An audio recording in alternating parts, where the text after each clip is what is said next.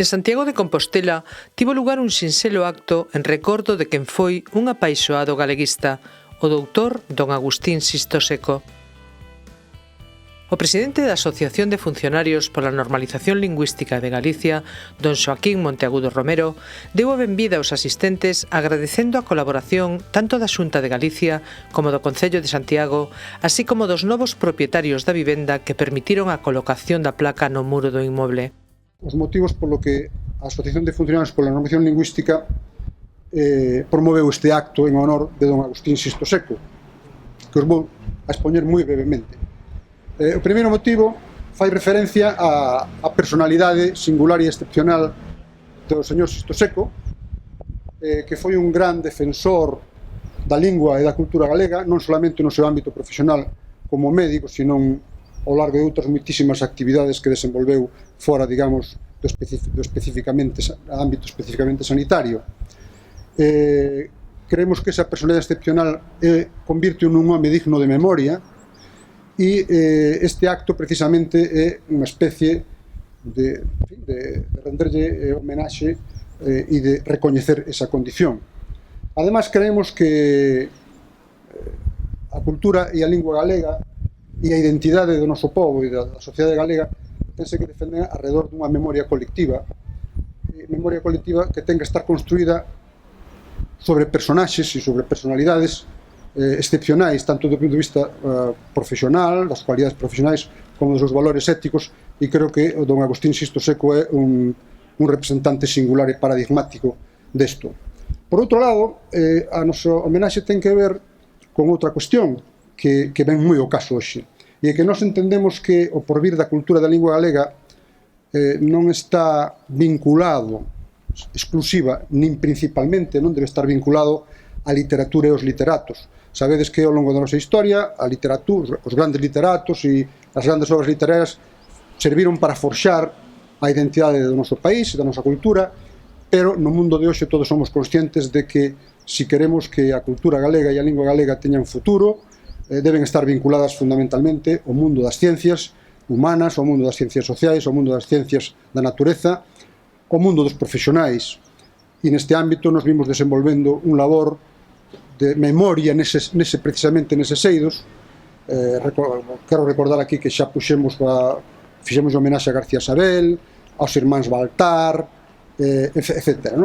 E nese contexto é no que tamén situamos este acto. Creemos que temos que construir a identidade e a memoria colectiva do povo xa fundamentalmente en torno ao que é o futuro, que son as ciencias xurídicas, as ciencias médicas, as ciencias químicas ou físicas. E o terceiro aspecto que queremos sublinhar é que tamén o futuro da nosa lingua, en concreto, está moi vinculado aos servicios públicos de Galicia, non? E especialmente os tres servicios públicos son piares dun Estado democrático e unha sociedade avanzada, como son a sanidade, a xustiza e a educación. E, evidentemente, se queremos que o galego teña futuro, ten que ter futuro nestes tres ámbitos e especificamente no que hoxe nos toca no ámbito da sanidade, e por eso creemos que don Agustín Sisto Seco tamén nos serve como paradigma e como exemplo para que dar pasos avante neste tema. A doutora dona Flora Miranda Pena, coordinadora xeral da Irmandade da Sanidade Galega, entidade que se encadra dentro da Asociación de Funcionarios, recordou a súa figura desde diferentes aspectos da súa trayectoria persoal e profesional. A Irmandade Sanitaria Galega non só traballa polo uso e pola normalización da lingua galega na sanidade, senón que de cando en vez rescata e homenaxea a figuras e a persoas que no seu exercicio utilizaron e dignificaron non só a nosa lingua, senón tamén a nosa cultura. Figuras que homenaxeamos no pasado foron Olimpia Vázquez, a primeira muller galega en utilizar a nosa lingua, xinecóloga viguesa. Outras figuras foron Antón Beiras, creador do Vigoscopio, ou recentemente en Ourense o urólogo e humanista Carlos Guitián. Como muller, como médica, como sanitaria e como actual coordinadora da Irmandade Sanitaria Galega, é a miña aspiración tamén homenaxear no vindeiro ano a un colectivo de mulleres que tiveron un papel relevante na historia sanitaria do noso país, mulleres que non foron á universidade, pero que tiveron o seu papel, as parteiras. Este ano A Real Academia Galega se anima coas cantareiras, a Irmandade Sanitaria Galega tamén quere poñer en valor a esas mulleres do rural principalmente que utilizaron a lingua galega e que axudaron a nacer a moitos dos nosos pais, das nosas nais e dos nosos avós. E falando de mulleres valiosas que utilizaron o galego, non quero esquecer a unha amiga utilizadora, psiquiatra, profesora que utilizou e reivindicou sempre o galego, a nosa amiga Lola Ferreiro.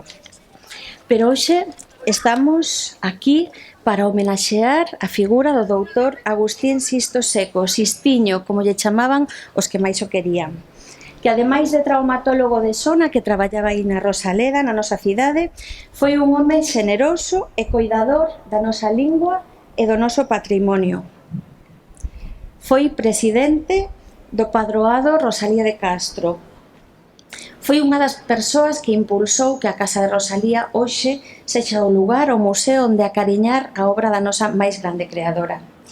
Foi presidente da asociación da Fundación Otero Pedrallo, patrón da Penzol, secretario do Consello da Cultura Galega e mesmo fundador da nosa Sociedade Deportiva Compostela. Ademais, foi un dos membros integrantes da Escola Médica Compostela. Temos aquí hoxe o reitor da Universidade de Santiago e onte tomeime a molestia de mirar a actividade científica do doutor Agustín Sisto Seco. Hoxe homenaxeámolo como home traballador pola cultura galega, pero que ademais publicou máis de 950 artigos, publicou en revistas científicas, ou seja, que ademais era un excelente científico, un excelente traumatólogo, un excelente médico. Supoño que a súa familia nos poderá dar fe do prolífico que era, non? Ademais era un filántropo, un humanista, e que se acababa de ter 4 paixóns, 3 das cales comparto: a súa familia e amizades, a medicina, a cultura galega e Deus.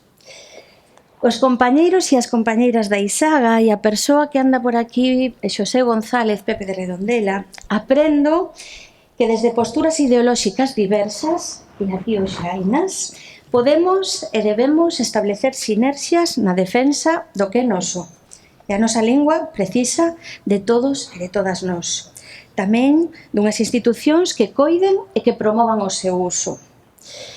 As profesionais que traballamos coa saúde, hoxe hai aquí varios dos meus mestres da facultade, sabemos que é moito máis valioso o labor sanitario cando somos quen de comunicarnos eficientemente nunha canle común cos nosos pacientes. Iso notámolo neles. Obtemos mellores resultados cando nos comunicamos ben.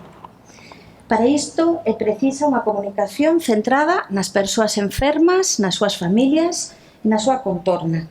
E isto pasa necesariamente por utilizar unha lingua común, en este caso por utilizar o galego.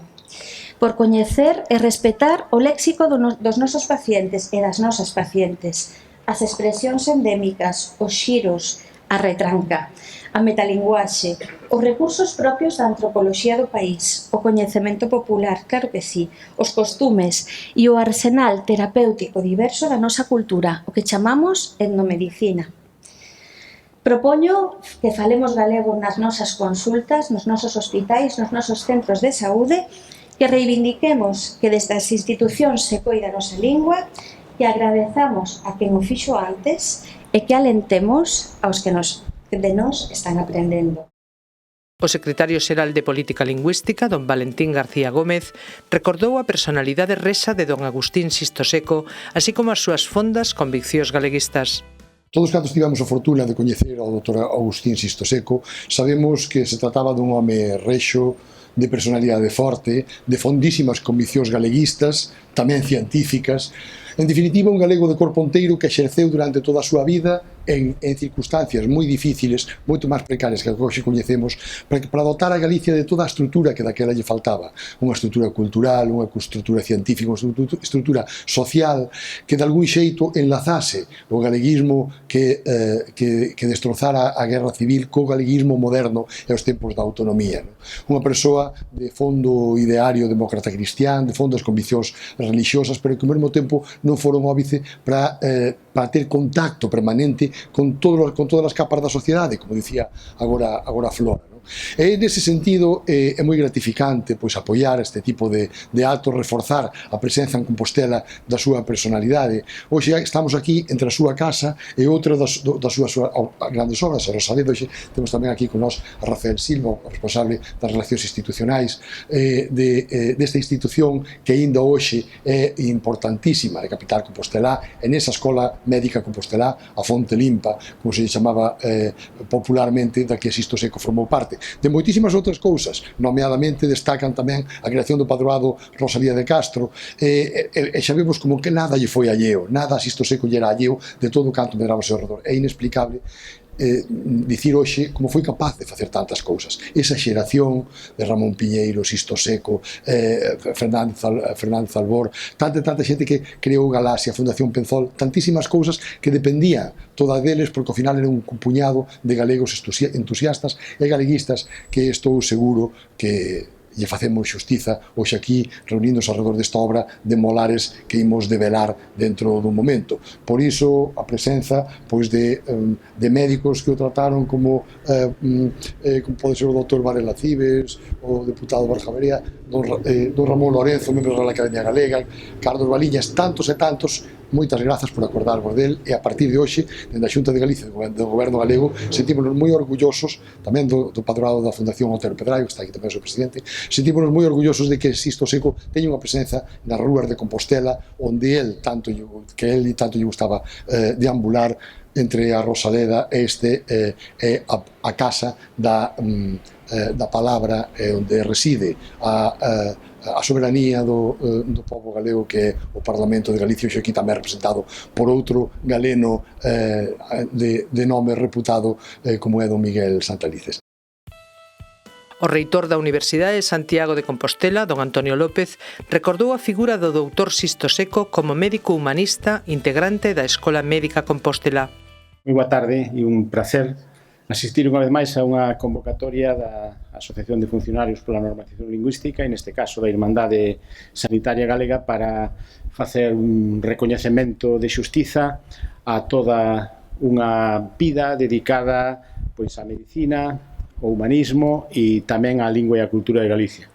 Para a Universidade tiña que estar aquí porque Agustín Sisto Seco pois é un fillo da Universidade Compostelana e xa eso simplemente nos faría estar enormemente orgullosos.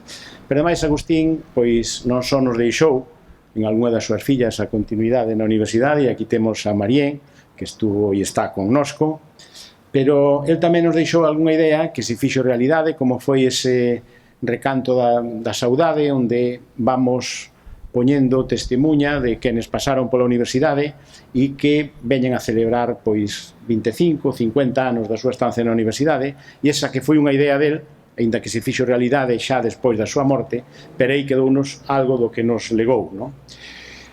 Era, dicíamos, un médico, e aquí xa se dixo, un médico da Escola Médica Compostelana. Eu non me canso de repetir unhas verbas que escribiu José Carrotero, que nos dice que a Escola Médica Compostelana caracterízase por sagacidade diagnóstica, eficacia terapéutica e honradez.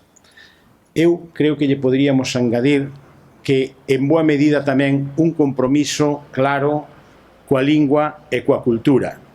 E boa mostra deso é que xa se mencionaron aquí que en moi pouco tempo vimos de asistir a actos como este para recoñecer a figura de ilustres médicos desta escola. Falouse de García Sabel, Antón Beiras, propio agora Agustín Sisto Seco e algúns máis que xa se tenen feito. Por lo tanto, engadíase a esa vocación médica, pois esa apego á lingua e á cultura, e esa aposta tamén polo humanismo, esa de que se tes un enfermo trata de curalo, e se non podes curalo, pois trata de animalo e na súa continuidade e na súa loita contra a enfermedade, e iso exixe unha dose enorme de humanismo, e tamén é moi importante que esa lingua que se utilice sexa unha lingua próxima que conecte o médico co paciente, e el fixo gala deso. E é, pois xa se dixo tamén, un gran defensor da lingua e da cultura, comprometido con figuras, xa se mencionaron, pero só vou mencionar tres: Rosalía de Castro, Otero Pedrallo e o propio Castelao. E menciono estas tres porque seguramente se estivese aquí hoxe ou onde esteña estaría moi orgulloso de ver como coa colaboración entre o Parlamento de Galicia, a Xunta de Galicia e a Universidade de Santiago acabamos de botar a andar a Cátedra Institucional Rosalía de Castro e temos acordadas e vamos botar a andar inmediatamente a Cátedra Castelao e a Cátedra Otero Pedrallo, ademais da Cátedra Ricardo Carballo Calero. Estou seguro que Agustín estaría enormemente satisfeito con este recoñecemento. A alcaldesa de Santiago, dona Goretti San Martín, agradeceu a realización de actos como este que deixan pegada de persoas que tiveron unha grande relevancia na cidade. É sempre un prazer participar en actos como estes que o que pretenden é deixar pegada de persoas que viviron en Santiago de Compostela, moito máis neste caso con persoas que traballaron en Santiago, que soñaron Santiago de Compostela, que quixeron unha Santiago de Compostela mellor. Para iso é lóxico deixar estas trazas para que as persoas, as xeracións vindeiras saiban, investiguen, coñezan que é o que hai detrás. Cando chegou a Santiago, Agustín Sisto Seco fixo como tantas outras persoas que viñemos aquí a estudar e que finalmente acabaron namorándose, ficando en Santiago de Compostela e facendo diso unha parte da súa vida, neste caso dunha vida activa, dunha vida tan activa e coñecida, como xa foi dito até o momento, por defender a cultura galega, defender a nosa lingua, defender os valores identitarios e facelo desde unha perspectiva global e desde unha perspectiva colectiva.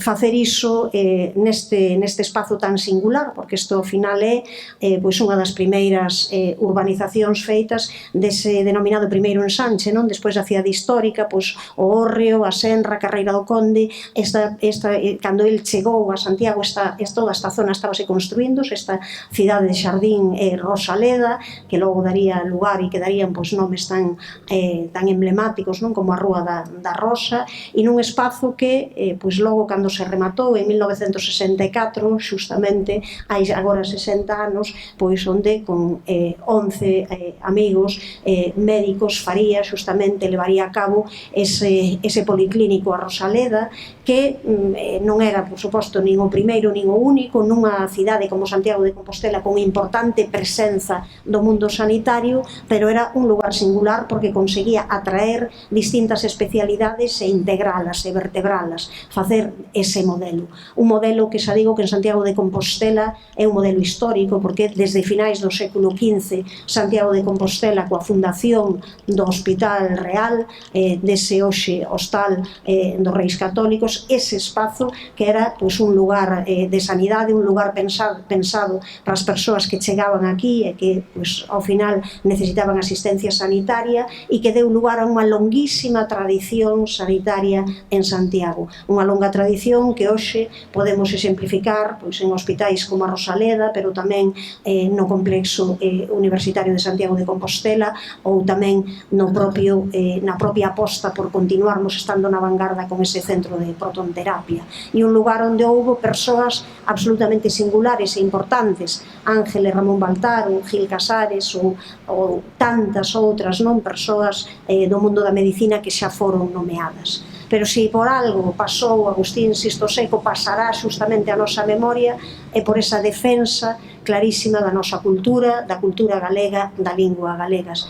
Desde eses espazos que aquí xa foron nomeados, Fundación Rosalía de Castro, Fundación Otero Pedrallo, Consello da Cultura Galega, Editorial Galaxia, Museo do Pobo Galego, desde espazos onde había o que foi un traballo monumental de poucas persoas que, como el mesmo dixo no seu momento, conseguiron nesa Fundación Rosalía, por exemplo, levantar un facho de luz nun momento político de escuridade, nun momento político en que non había posibilidade de expresar libremente ese sentimento galeguista, esas posibilidades de sentimento galeguista que tanta xente sentía. O presidente do Parlamento de Galicia, don Miguel Santalices Vieira, recordou a don Agustín Sisto Seco como médico comprometido co galeguismo e co país. Eu teño moitos motivos para poder estar aquí. O primeiro, eu veño dunha familia tamén galeguista e cristián, igual que a él, igual que Bóveda, igual que don Ramón Otero Pedrallo, e iso, pois, de alguma maneira, xa me obliga a min, por as miñas raíces e por a miña cultura, de estar aquí rendíndolle a un dos grandes exponentes que tuvemos, os que de alguma maneira nos sentimos sempre identificados co galeguismo e co cristianismo. Nese sentido, o meu homenaxe ao Dr. Sisto Seco. Segundo, hubo momentos en que os que somos de provincias pequenas, léase Lugo, Ourense, tiñamos que recurrir para determinados casos máis complexos a o que aquí foi denominado con acerto a Fonte Limpa. A Fonte Limpa estaba aquí en Santiago e non era a primeira vez de que tiñamos que algún paciente, por a súa complejidade, pois desplazalo a Santiago. E aí foi onde conocín eu vin con meu pai un día acompañando por unha paciente que había que operar dun problema de cadeira, e aí foi onde conocín o Dr. Sisto Seco. Teño que decir que me impresionou porque saía con un pixama verde, pixama de quirófano para dar as novedades, o seu pelo blanco impecable, peinado como ninguén, e unha das cousas que me impactou, eu era moito máis novo, o seu reloxo, un reloxo espectacular. As fillas seguro que sabedes dese reloxo. A quen lle quedara de herencia quedoulle un gran reloj, porque me deixou, foi unha das cousas que, bueno, xa falaremos que eu que somos compañeros de casa. Bueno, impresionoume eso e impresionoume a súa forma de como lle falou a meu pai e como lle falou a paciente, cunha tranquilidade, cun ánimo, con retranca tamén, pero dándolle un mensaxe positivo sempre sobre a súa saúde. Entón, inda que só sea por estes dous motivos, por as miñas raíces, por o que fixo por moita xente, neste caso, que eu coñecía de Ourense, e moito máis especificamente da Baixa Limia, que é de onde son eu, ten para min un agradecimiento eterno. E por último tamén por o seu legado cultural.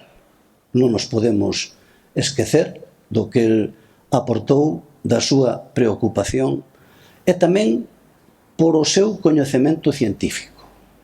El foi presidente da Sociedade Española de Cirugía Ortopédica e Traumatolóxica, íntimo amigo do profesor de Madrid, que era, como era este profesor que era famosísimo, que era íntimo amigo del, que escribiu Palacios Carvajal, íntimo amigo de Palacios Carvajal, e entre os dous compuxeron nun momento, debido a esa amistad que tiñan, puxéronse de acordo para ver como podían formar mellor algúns dos especialistas que tiñamos aquí en Galicia. Eu seino porque un gran amigo do voso pai era o profesor José Luis Villar, o traumatólogo, jefe de traumatología de Ourense, que sempre falaba de teu pai como do voso pai, como o gran maestro, a persona de referencia e, sobre todo, os contactos que lle facilitou con Palacios Carvajal. Polo tanto, moitos motivos para rendirlle un homenaxe a Dr. Sisto Seco por a súa bonomía, por o seu gran cuidado que tuvo sobre os pacientes, por axudarnos como axudou as provincias con menos recursos nun momento determinado e, sobre todo, por o legado que deixa para manteñer viva a cultura de Galicia, a súa lingua e, sobre todo, tamén a súa identidade. A súa filla, en nome da familia, recordou a súa figura facendo partícipe o público asistente da militancia activa do seu pai, así como a declaración de vontade de ser soterrado en galego, tal e como se promove desde a Asociación de Funcionarios a través da iniciativa En Galego Agora e Sempre. Distinguidas autoridades, ben queridos amigos todos, comprenderase a emoción para toda a súa familia nun acto como este, en memoria do noso pai, 20 anos despois da súa morte, o pé da que fora durante tantos anos a súa casa, a nosa casa familiar, para deixar aquí esta fermosa testemunha en pedra, en bronce, do artista José Molares, recordando a súa entrega á vida cultural galega. E comprenderase tamén que esa emoción se transforma en gratitude fonda, sinceira, aos promotores e aos organizadores do acto que o prepararon con tanto agarimo como eficiencia, pero tamén a todos vós por compartir este momento. Moito temos que agradecer tamén as palabras que xa se dixeron aquí nesta tarde. Tense falado con moito agarimo, respeto e admiración dese efectivamente Sistiño ou o Sisto, como lle chamaba a maioría da xente, recordando a súa participación activa en moitos proxectos culturais senlleiros nos que el empurraba con aquela dinámica personalidade. E tamén se deixou sinalado, e así se recoñece na placa, que este recoñecemento non é tanto por algunha concreta actividade desas, senón por ter dedicado unha vida a Galicia e a súa cultura e por ter integrado a Galicia e a galeguidade na súa vida cotiá. E de feito así era. Pasou a vida reivindicando a galeguidade, exercendo de galego. Cando me puxen a pensar que podería decir eu neste momento, pois ocorreuseme que igual podería falar do mesmo, pero recordando en realidade non ao Sisto, senón a un Agustín máis íntimo. Para ese Agustín, a galeguidade era un instinto, pois agromaba sen máis do seu interior. Pero tamén unha actitude, pois elixiu tomar esa postura vital. E para mostra deso, decidín escoller un botón, ou, mellor, dous botóns. Un dos seus tempos mozos e outro xa dos últimos anos. Comecemos polo primeiro. Agustín era un rapaz de aldea, fillo e neto de mariñeiros, que por unha desas reviravoltas da vida puido vir a Santiago para facerse médico. De aldea, pero como todos os da súa época, escolarizado íntegramente en castelán. Mesmo os seus pais e a súa familia, que non sabían falar máis que galego, que non falaban máis que galego, facían o esforzo de falar aos nenos en castelán, creían que ese era o camiño para chegar a ser alguén nesta vida. Agustín chegou a Santiago con 18 anos, no 1945, a unha universidade que entonces tamén se alineaba co castelán. Pero aquí xa bulía con forza o galeguismo, ían sendo cada vez máis e moitos foron os que tiveron influenza nel. Por salientar algúns, o primeiro, nos anos da facultade, Otero Pedrallo, de quen xa se falou, precisamente na tertulia deulles Otero Pedrallo aos rapaces a primicia da morte de Castelao en Bos Aires. Despois, xa nos primeiros anos como médico, García Sabel. Da man destes dous chegou, por exemplo, a editorial Galaxia, como tamén se recordaba antes. Así naceu el o galeguismo, o que se entregou de maneira apaixoada. Pero a Agustín debíalle parecer que chegaba con algo de retraso o galeguismo activo, o galeguismo militante. Pois os demais, é certo que lle levaban bastantes anos, os demais xa chegaran antes.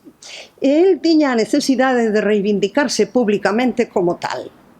Por eso, repetía con insistencia, en calquera ocasión, aínda que non viñera moito a conto, que el era moi galego, Tanto que os amigos xa lle facían chanzas con ese tema. Mirádese non. Conservamos na casa un pequeno dibuixo a lápiz, moi fermoso, pero pequeniño, que é un carro de vacas cheo de erva. Ese dibuxiño a lápiz conserva por detrás pegada unha tarxeta de Domingo García Sabel, e manuscrita así: querido afillado, naturalmente non o era, pero chamábanse mutuamente padriño e afillado. Querido afillado, para ti, que eres tan galego, este carro tan galego, dun debuxante maside tan galego. Bueno, a ver, rapaz, ya, todos temos, xa todos sabemos que ti eres moi galego. Imos co segundo botón.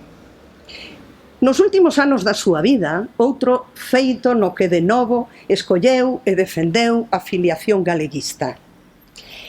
Cando tras a súa morte estaba eu ordeando os seus papéis, atopei un curioso documento datado en 1998, 6 anos antes da súa morte, aínda que el nada soupera.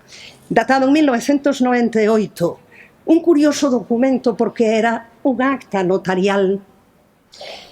Pois sí, naquel ano achegouse a unha notaría, entre outras persoas, algunha delas, se non me equivoco, está hoxe presente tamén aquí, achegouse a unha notaría para facer a seguinte declaración: a lingua galega é a miña lingua e quero que me acompañe ata a morte. Chegada a hora do meu pasamento, quero que todo o relativo ao meu funeral e enterro se realice exclusivamente en galego. Se terceiras persoas, sexan da miña familia ou autoridades religiosas ou civís, tentasen impedir esta miña vontade, pido a calquer outro familiar ou amigo que tome todas as medidas para facela cumplir. E só en caso de absoluta imposibilidade que entón faga que se me enterre en rigoroso silencio. Eu leí isto e arrepioume de imaginar unha situación tan dramática para o seu enterro, un enterro en silencio sepulcral. É certo que non foi así o seu enterro, pois xa había tempo que o galego era unha lingua de uso oficial. Pero esa declaración ante notario, no 1998, debeulle parecer unha cautela necesaria, por se volvían aqueles tempos escuros da súa mocidade. Tomaba de novo postura sobre a galeguidade e, pensando na súa propia morte, declaraba non aceptar medias tintas ou falar galego ou calar. Bueno, 2 botóns, 2 exemplos, podería ter escollido calesquera outro, porque o certo é que o doutor Sisto ou o Agustín viviu reivindicando a súa galeguidade, integrando o galego como lingua en todas as súas actuacións profesionais, sociais, privadas. Así o sentía e así o quería facer saber. Hoxe, para nós, isto de exercer a galeguidade é un feito moi natural.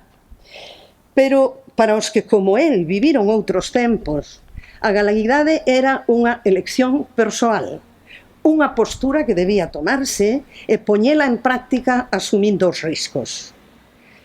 Formou parte dun tempo irrepetible, dun grupo de persoas moi dispares no pensamento político, pero que quixeron poñer todas as mans no mesmo timón para a integración de Galicia e o galego na vida oficial ou privada de cada quen. A placa de pedra coa fixe do doutor Sisto Seco, obra do escultor José Molares, quedou colocada na Rosaleda, na confluencia das rúas Antonio Casares e Ourense, en recordo dunha persoa que foi, sen lugar a dúbidas, un valedor da lingua e da cultura galegas.